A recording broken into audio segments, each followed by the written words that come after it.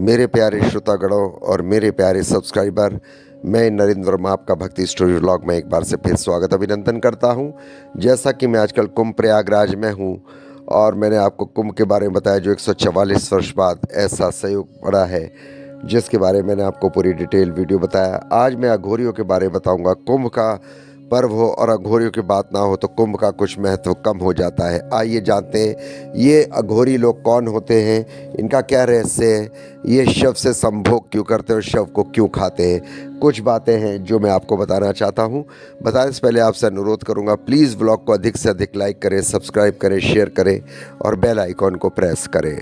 उत्तर प्रदेश के प्रयागराज में देश विदेश से लाखों करोड़ों श्रद्धालुओं का और संत कुंभ में स्नान के लिए पहुंचे हैं। इन्हीं साधु संतों के तमाम संप्रदायों में से एक है अघोरी। हालांकि अघोरियों को उनकी साधना पद्धति के चलते साधारण समाज इन्हें स्वीकार नहीं करता है, लेकिन इनके खुद को मल खाने और शवों के साथ संबंध बनाने के पीछे ऐसे क्या साधना दर्शन है, आइए मैं बताता हूँ। अघोरी बाबा सुनते ही जहन में एक विभत्स का रूप आ जाता है। राख से लपटे हुए इंसानी मांस खाने वाले, जादू टोना करने वाले साधुओं के रूप में इन्हें जाना जाता है।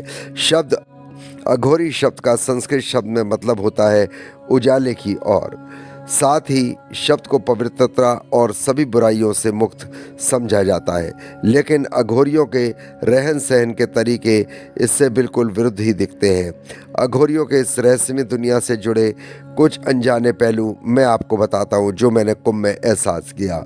इंसानों का कच्चा मांस खाना, यानी कि शवों का मांस खाना, इंसान जीते हुए शव का मांस खाना, इंसान का खाना, यह बात सच है कि बहुत से इंटरव्यू और डॉक्यूमेंट्री में बात खुद बताई। कई अघोरियों ने आपने न्यूज़ चैनलों में देखा होगा कि इंसान का मांस खाते हैं। अक्सर अघोरी शमशान घाट में ही रहते हैं और अजली लाशों को निकाल कर उनके मांस को खाते हैं। शरीर के द्रव्य भी प्रयोग करते हैं। इसके पीछे उनका मानना है कि ऐसे करने से उनकी तंत्र विद्या शक्ति प्रबल होती है। वही जो बातें आम जनमानस को भयभीत करती है, अघोरियों के लिए वह साधना का एक हिस्सा होती केवल। शिव और शव के उपासक अघोरी खुद को पूरी तरह शिव में लीन करना चाहते हैं। शिव के 5 रूपों में से एक रूप अघोर है। शिव की उपासना करने के लिए अघोर शव पर बैठकर साधना करते हैं, शव की संभोग करते हैं। शव से शिव को प्राप्ति का ये रास्ता अघोर पंथ की निशानी है। यह अघोरी 3 तरह की साधनाएं करते हैं।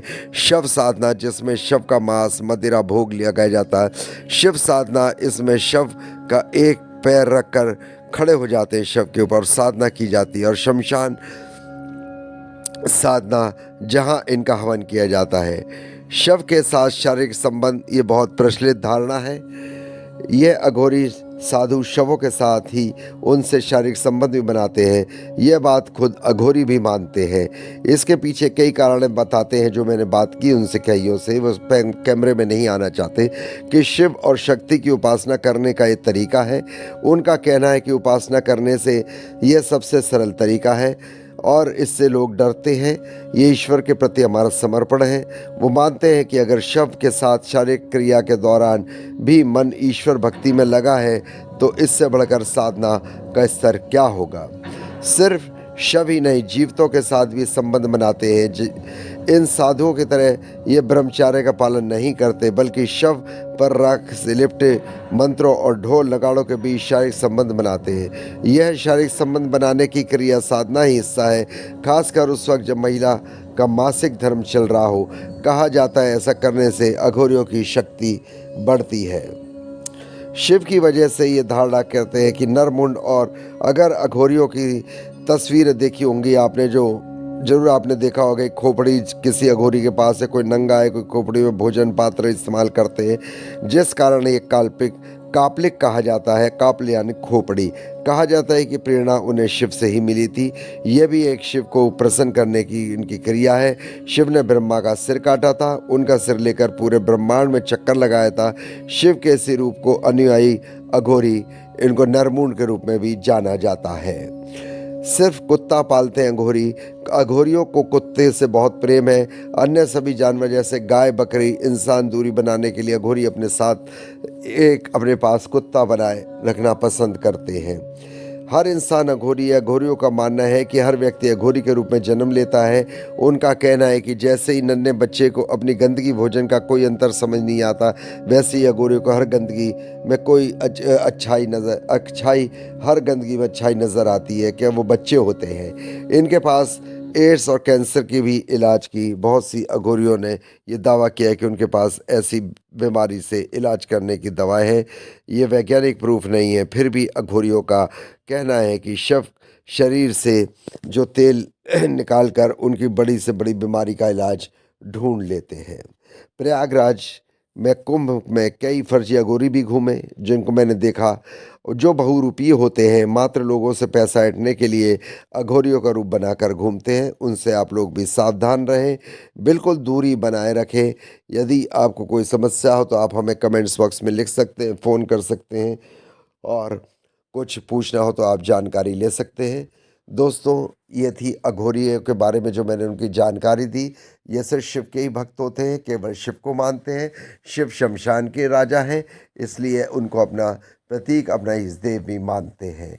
तो आपको व्लॉग कैसा लगा? प्लीज़ व्लॉग को अधिक से अधिक लाइक करें, सब्सक्राइब करें, शेयर करें, बेल आइकॉन को प्रेस करें। और आपसे रिक्वेस्ट करूं, कुंभ में ज़रूर जाएं, लेकिन वहाँ भीड़ बहुत है, बहुत चलना पड़ता है।